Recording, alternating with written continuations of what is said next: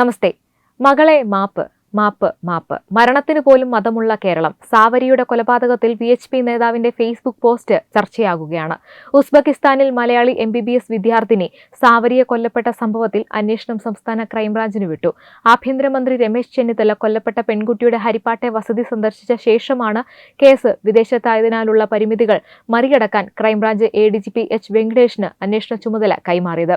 വിദേശ മണ്ണിൽ വെച്ച് സഹപാഠിയുടെ ക്രൂരതയ്ക്ക് ഇരയായി ഒരു പെൺകുട്ടിക്ക് ജീവൻ നഷ്ടപ്പെട്ടപ്പോൾ സംഭവത്തിന് പിന്നിൽ മതപരിവർത്തന ശ്രമങ്ങളുണ്ടെന്ന ഗുരുതര ആരോപണവുമായി കുടുംബവും കേരളത്തിലെ രാഷ്ട്രീയ സാമൂഹിക അന്തരീക്ഷത്തെ വിമർശിച്ച് വിശ്വഹിന്ദു പരിഷത്തും രംഗത്തെത്തിയതോടെ വിഷയം വലിയ ചർച്ചയായിരിക്കുകയാണ്.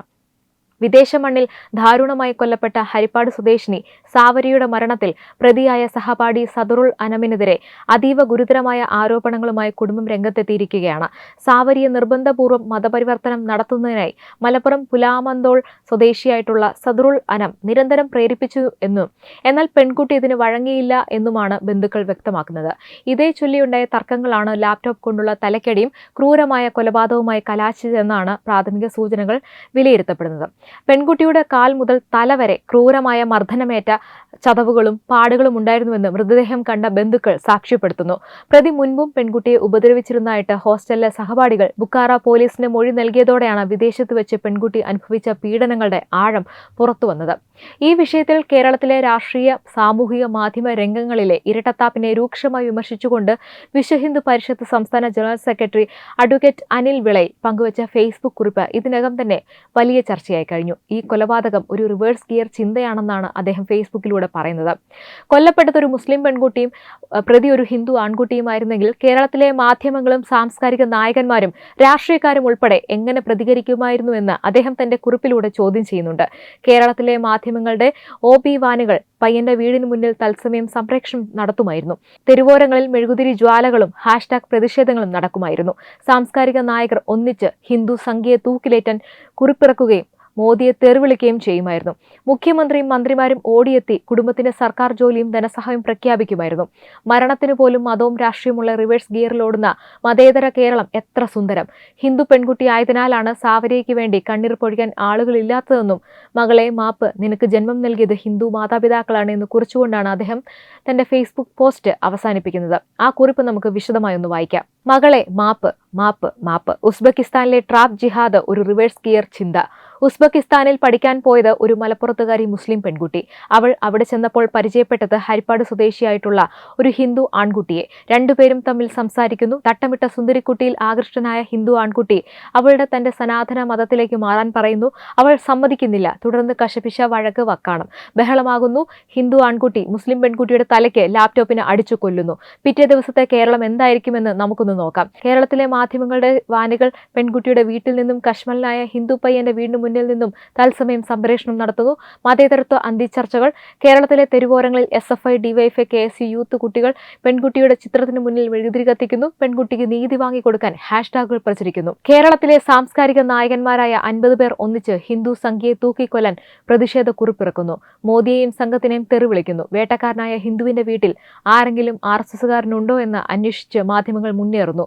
മുഖ്യമന്ത്രി ഉൾപ്പെടെയുള്ള സർവ്വ മന്ത്രിമാരും പെൺകുട്ടിയുടെ വസതി സന്ദർശിക്കുന്നു, ആശ്വസിപ്പിക്കുന്നു. പെൺകുട്ടിയുടെ വീട്ടിലുള്ള ഒരാൾക്കെങ്കിലും സർക്കാർ ജോലി പ്രഖ്യാപിക്കുന്നു. അതെ, മരണത്തിന് പോലും മതവും രാഷ്ട്രീയമുള്ള റിവേഴ്സ് ഗിയറിലോടുന്ന മതേതര കേരളം എത്ര സുന്ദരം. വാൽകഷ്ണം. ഉസ്ബെക്കിസ്ഥാനിൽ മരണപ്പെട്ട സാവരിയ, നിനക്കു വേണ്ടി കണ്ണീർ പൊഴിക്കുന്നവർ ന്യൂനപക്ഷം. മാപ്പ് മകളെ മാപ്പ്, നിനക്ക് ജന്മം നൽകിയത് ഹിന്ദു മാതാപിതാക്കളാണ്. സ്വർഗത്തിലെത്തിയ മകളെ, നിനക്ക് കൂട്ടായി ഇനിയും ഇരകളെത്തും. അവരോട് കൂട്ടുകൂടുക, സന്തോഷത്തോടെ കഴിയുക. ഇങ്ങനെയാണ് ഫേസ്ബുക്ക് കുറിപ്പ് അവസാനിക്കുന്നത്. സാവരിയുടെ കൊലപാതകം അന്വേഷിക്കാൻ കേരള പോലീസ് ഒരുങ്ങുകയാണ്. ക്രൈംബ്രാഞ്ചാണ് അന്വേഷണം നടത്തുക. ആഭ്യന്തരമന്ത്രി രമേശ് ചെന്നിത്തല കൊല്ലപ്പെട്ട വിദ്യാർത്ഥിനിയുടെ വീട്ടിലെത്തി കുടുംബാംഗങ്ങളുമായി സംസാരിച്ച ശേഷമാണ് ഇക്കാര്യം അറിയിച്ചത്. ഉടൻ അന്വേഷണം ആരംഭിക്കാൻ സംസ്ഥാന ക്രൈംബ്രാഞ്ച് ADGP H വെങ്കടേഷിന് ആഭ്യന്തരമന്ത്രി നിർദ്ദേശം നൽകി കഴിഞ്ഞിരിക്കുകയാണ്. വിദേശത്ത് നടന്ന കുറ്റകൃത്യമായതിനാൽ ഇവിടെ എത്തി അന്വേഷണം നടത്തുന്നതിൽ ലോക്കൽ പോലീസിനുള്ള പരിമിതി കണക്കിലെടുത്തുകൊണ്ടാണ് അന്വേഷണ ചുമതല ക്രൈംബ്രാഞ്ചിനെ ഏൽപ്പിക്കുന്നത്. അതേസമയം ഉസ്ബെക്കിസ്ഥാനിൽ വെച്ച് ലാപ്ടോപ്പ് കൊണ്ട് തലക്കടിയേറ്റ് മലയാളി MBBS വിദ്യാർത്ഥിനി സാവരിയെ കൊല്ലപ്പെട്ട സംഭവത്തിൽ പ്രതിക്കെതിരെ ഗുരുതര ആരോപണങ്ങളുമായി കുടുംബ കുടുംബം രംഗത്തു വന്നിരുന്നു. കൊല്ലപ്പെട്ട പെൺകുട്ടിയുടെ ശരീരത്തിലുടനീളം ക്രൂരമായ മർദ്ദനമേറ്റ മുറിവുകളും പാടുകളും ഉണ്ടെന്ന് ബന്ധുക്കൾ വെളിപ്പെടുത്തി. കേസിൽ ഉസ്ബെക്കിസ്ഥാൻ പോലീസിന്റെ കസ്റ്റഡിയിലുള്ള മലപ്പുറം പുലാമന്തോൾ സ്വദേശിയായിട്ടുള്ള സഹപാഠി സദറുൽ അനമിനെതിരെയാണ് കുടുംബം രംഗത്തെത്തിയിരിക്കുന്നത്.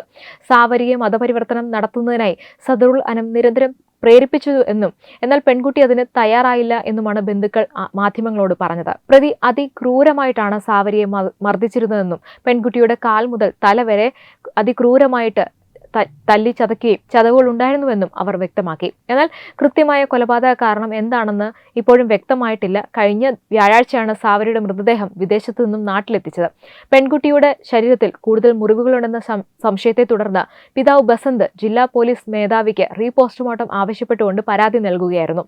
പ്രതി മുൻപും പെൺകുട്ടിയെ ഉപദ്രവിച്ചിരുന്നതായിട്ട് കുടുംബം സംശയിക്കുന്നുണ്ട്. പരാതിയുടെ അടിസ്ഥാനത്തിൽ ആലപ്പുഴ വണ്ടാനം മെഡിക്കൽ കോളേജിൽ സാവരിയുടെ മൃതദേഹം വീണ്ടും പോസ്റ്റ്മോർട്ടം ചെയ്യുന്നതിനുള്ള നടപടികൾ ആരംഭിച്ചു കഴിഞ്ഞിരുന്നു.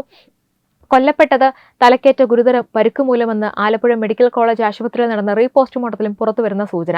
വ്യാഴാഴ്ച നാട്ടിലെത്തിച്ച മൃതദേഹം കോളേജിലെ വിദഗ്ധ ഡോക്ടർമാരുടെ സംഘമാണ് വിശദമായി പരിശോധിച്ചത്. മൃതദേഹത്തിന്റെ 150 ചിത്രങ്ങൾ ശേഖരിച്ചു. റീപോസ്റ്റ്മോർട്ടം പൂർണ്ണമായി വീഡിയോയിൽ പകർത്തി. റിപ്പോർട്ട് ചൊവ്വാഴ്ച പോലീസിന് കൈമാറും. ലാപ്ടോപ്പ് കൊണ്ട് തലക്കടിച്ച് വീഴ്ത്തുകയായിരുന്നുവെന്നാണ് ബന്ധുക്കൾക്ക് ലഭിച്ച വിവരം. ഇത് ശരിവെക്കുന്നതാണ് റീപോസ്റ്റ്മോർട്ടത്തിലെയും നിഗമനം. പരിക്കേറ്റ സാവരിയെ പ്രതി തന്നെയാണ് ആശുപത്രിയിൽ എത്തിച്ചത്.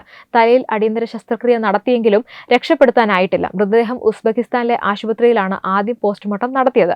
അതും തലയിൽ ശസ്ത്രക്രിയ നടത്തിയതും മൃതദേഹം നാട്ടിലെത്തിക്കാൻ ആന്തരിക അവയവങ്ങൾ നീക്കി എംബാം ചെയ്തതും റീപോസ്റ്റ്മോർട്ടത്തിലൂടെ വിശദമായി മരണവിവരം തേടാനുള്ള ദൗത്യം സങ്കീർണമാക്കുമെന്നാണ് അറിയുന്നത്.